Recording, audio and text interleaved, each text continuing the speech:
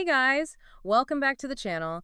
If you've ever thought, why can I understand English but not speak it, you're in the right place. Today we're sharing easy, practical tips to help you finally speak English confidently. Let's jump in. When you understand English, like, pretty well. Movies, articles, no problem. Yeah, comprehension is fine. But then you try to speak, and it's like, poof, gone. I totally had that learning Spanish. Brain full of words, grammar rules. And then nothing comes out. Nothing. Just trying to order a coffee felt impossible. So if that sounds familiar, if you're feeling stuck like that, well, you're definitely in the right place today. It's super common, that gap between understanding and actually producing the language. Almost everyone hits it. And that's exactly what we're diving into, how you can really boost your English speaking and, do it effectively, maybe even quickly, getting unstuck. Right. We've been digging into this podcast episode that's all about speeding up speaking skills. Some really practical stuff in there. Yeah, so our mission today is basically to pull out the best, most actionable bits from that source. Stuff you can actually use, starting now, to break through and speak more confidently. Okay, so let's maybe start with why. Why is speaking often so much harder than, say, reading or listening? It's not just about the words, is it? Not at all.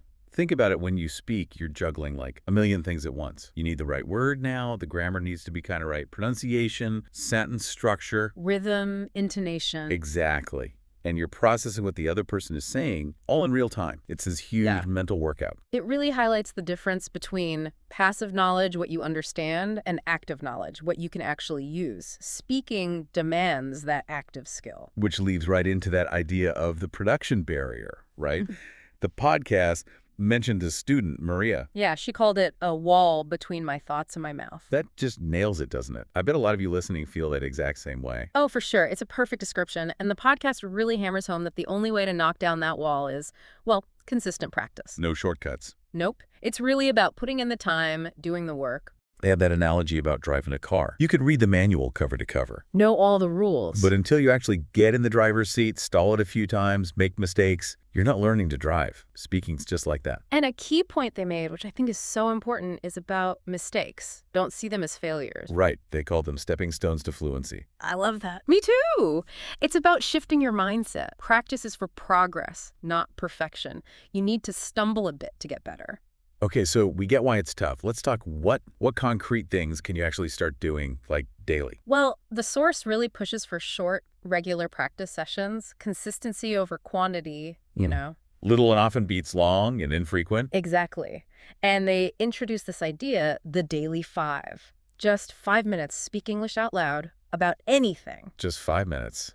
Sounds almost too simple. Does it really work? Apparently, yes. It's about building the habit of speaking, keeping that part of your brain switched on. They mentioned a student, Takashi. After just 3 weeks of doing this daily 5, he felt way more smooth and confident in his conversation class. So consistency is the magic ingredient there.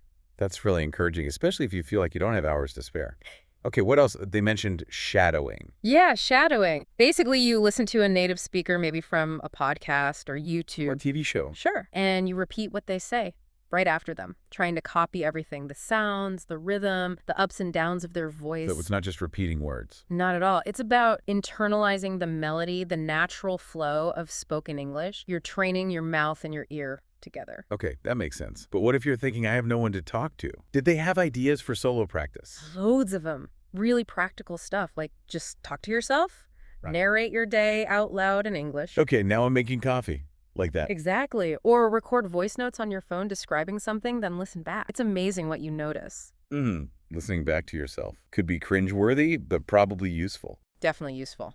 And even just reading English texts out loud, it gets your mouth moving, works on pronunciation. Plus, those language exchange apps, Tandem, Hello Talk. Right, connecting with other learners. They mentioned someone, Carlos, who got better just by recording himself talking about his day. Yeah, he'd record himself, listen back, figure out where he could improve. It shows that even practicing alone helps build that self-awareness, which is key. Okay, so daily habits are crucial. What about specific exercises to really push fluency, that smooth, flowing speech. Right, moving beyond just saying things to saying them smoothly. The podcast talked about exercises specifically for fluency, which they basically defined as speaking without, too many awkward pauses or as in ums. Gotcha. And one was called Just a Minute, like the radio show. Exactly like the radio show. You pick a random topic and you have to talk about it for 1 minute straight, no hesitation, no repeating yourself, and stay on topic. Whoa, a whole minute sounds tough. It can be, which is why they suggest starting with maybe 30 seconds if a minute feels like too much. The point is to force yourself to think fast in English, keep talking, prioritize flow over perfection. What kind of topics? Simple stuff, my favorite food, the last movie I saw, my hometown, anything to just get you talking continuously. Okay, interesting.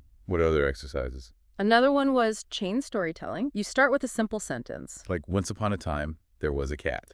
Perfect. Then the next person, or just you if you're alone, adds the next sentence. The cat was black and white, then the next sentence, and so on. Ah, so you're building a story together, piece by piece. How does that help fluency? It trains you to think ahead in English, to connect ideas logically, to anticipate what comes next. They mentioned a student, Sophia, who found it helped her focus more on the story and less on just finding individual words. Takes the pressure off grammar a bit, maybe? Could do. And for more advanced folks, they had the taboo word game. Taboo word. Yeah, pick a really common word like good or nice or maybe thing. Then try to talk for, say, 2 minutes without using that word at all. Ooh, that forces you to dig deeper into your vocabulary. Exactly. Find synonyms, different ways to express yourself. It really stretches you. Okay, these are great exercises. Then they shifted to pronunciation, right? Which can feel huge. Yeah, but their take was quite encouraging, actually. They suggested focusing less on getting every single sound perfect right away and more on the overall melody of English. Melody. Like What? rhythm and intonation. Precisely, the rise and fall of your voice, where you put the stress. Getting that right often makes you easier to understand than having perfect individual sounds, but a flat delivery. That's a relief, honestly. How do you practice that? They had a neat exercise. Take a simple sentence like, I'd like to improve my English. Okay. Now say it happy, then sad, then surprised, then maybe angry. Notice how the melody changes. Yeah. And you could emphasize different words too, right? I'd like to improve my English versus I'd like to improve my English. Exactly. It shows how much meaning comes from how you say things, not just what words you use. It really tunes you into that musicality. Okay, super helpful. So fluency, pronunciation. Mm-hmm. But what about that annoying thing where you know a word, you've seen it 100 times, but when you need it in conversation, blank? Yes, the classic passive versus active vocabulary problem. The podcast definitely tackled that frustration. It's the worst. It is, because speaking needs instant recall. You don't have time to search your mental dictionary. So what's the fix? They pushed something called the phrase-first approach. Basically, stop learning single words in isolation. Learn chunks. Exactly. Yeah. Learn phrases. Instead of just learn I'll consider it or have you considered. These chunks are like ready-made Lego blocks for your sentences. That makes sense. You're learning the word in context. Right. And it makes them stickier in your memory. Plus, you already know how to use them grammatically. Another tip was to create personal example sentences. How does that work? So, you learn a new word, say reluctant. Don't just memorize the definition.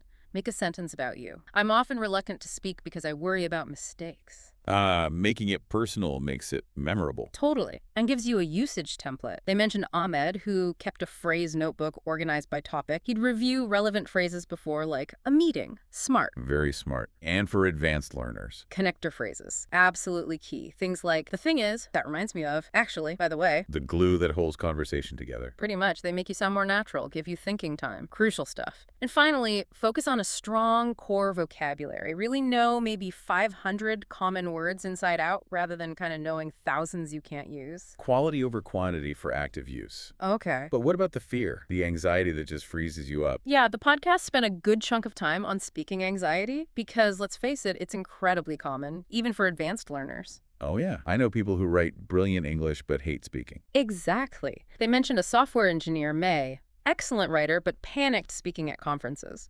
Her breakthrough strategy was preparation without memorization. Meaning? Prepare your key points, know what you want to say, have a structure, but don't try to memorize exact sentences. Why not? Isn't memorizing safer? It feels safer, but it often backfires. It adds pressure. If you forget one word, the whole thing can collapse. Preparing points gives you confidence and flexibility without the rigidity of a script. Okay, that makes sense. Less pressure. What else for anxiety? Controlled breathing. Simple but effective. That 4-2-6 technique they mentioned. Inhale for 4, hold for 2, exhale slowly for 6. Calms the physical nerves. Good tip for right before you have to speak. Definitely. And again, reframing mistakes. See them as data, as feedback, not catastrophes. Easier said than done Well, sometimes. true, too. But they also shared the native speaker truth, which is basically native speakers care about your message, not your minor grammar slips. Mostly, yes. They notice hesitation, or if you're really hard to follow, way more than a slightly wrong verb tense. They just want to understand you. That's actually really comforting. Isn't it? And to build confidence actively, they suggested a 30-day challenge. Okay. Commit to one tiny speaking task every day for 30 days. Something that pushes you just a little. Order coffee in English. Ask a stranger for directions. Make one comment in a meeting. Just one small thing. One small thing consistently. The idea is that repeated, gentle exposure to the discomfort builds resilience and confidence over time. They talked about Paulo, who asked one new person a question daily. Made a huge difference for him. So confidence isn't something you find. It's something you build by doing the scary thing repeatedly. That's the core idea. Okay, so we've got solo practice covered, but eventually you got to talk to actual people, right? Right. Can't hide forever. Where do you find these people? Well, the podcast strongly recommended seeking out authentic interaction. Language exchange platforms are a big one. Pandem, Hello Talk, italki. Connecting with learners and native speakers. Yep, but they advised having focused exchanges. Don't just randomly chat. Agree on a topic, do a role play, explain your culture. Makes the practice more targeted. Good point. More efficient. Also, online conversation groups, like through meetup.com, often based on interests, movies, books, hiking, so you have something specific to talk about. Find your tribe, but in English. Kind of. And an interesting one was volunteering. Organizations like UN Volunteers or Translators Without Borders sometimes need bilingual help, meaningful practice. Wow. Using English for a good cause. That's cool. They mentioned Gabriella. Yeah, she volunteered for an environmental group, joined team calls in English. Great way to get real-world practice. And tutors. Conversation tutors. Definitely an option for structured practice, but be specific about your goals. I need interview practice, or help me with small talk. Don't just say, I want to improve my English. Be clear on what you need. Makes sense. And the overall message for practice frequency. Consistency beats intensity. Regular, shorter practice is better than cramming once a week. Oh, and try recording your conversations if the other person agrees, obviously. Why record them? Self-assessment. Listening back helps you notice things you miss in the moment. Filler words, pronunciation issues, awkward phrasing. It's invaluable feedback. Okay, makes sense. Finally, what about tech? Can technology help here? It definitely can play a supporting role. The podcast mentioned a few tools. Like what? Speech recognition, for starters, like Google's speech to text. Say something, see if it understands you. If not, that's a clue about your pronunciation. Ah, instant feedback. Kind of. Also, AI language partners, like ChatGPT. You can practice scenarios, get written feedback. It can feel less intimidating than a real person sometimes. True. Less judgment, maybe. Potentially. Then there are specific pronunciation apps, ELSA Speak, Speechling, that use AI to give detailed feedback on specific sounds. Okay, getting really targeted there. Any other tech ideas? A creative one was start your own mini podcast, even if nobody ever listens. Really? How does that help? It forces you to plan what to say, speak clearly for a sustained period, and then you have to listen back to edit or review. Great all-around practice. They mentioned Hiroshi doing this about Japanese culture. Clever, like forcing yourself to perform. And one more, the YouTube response exercise. Watch an English video, then record yourself responding to it, giving your opinion, simulates dialogue. Nice way to practice reacting in English. But the big caveat with all tech. Don't forget real people. Exactly.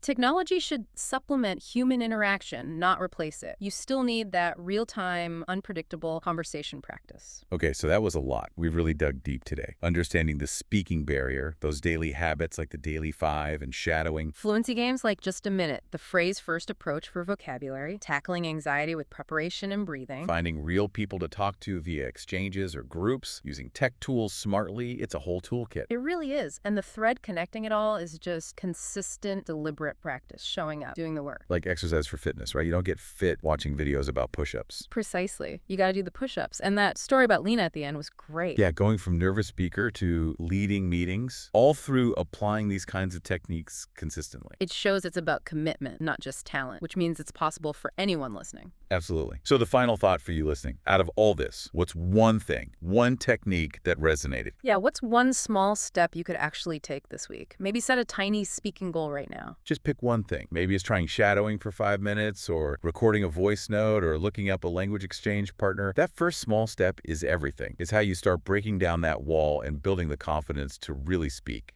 If you found this video helpful, please like, comment, and subscribe to our channel for more English speaking tips. Thanks for watching, and we'll see you in the next video.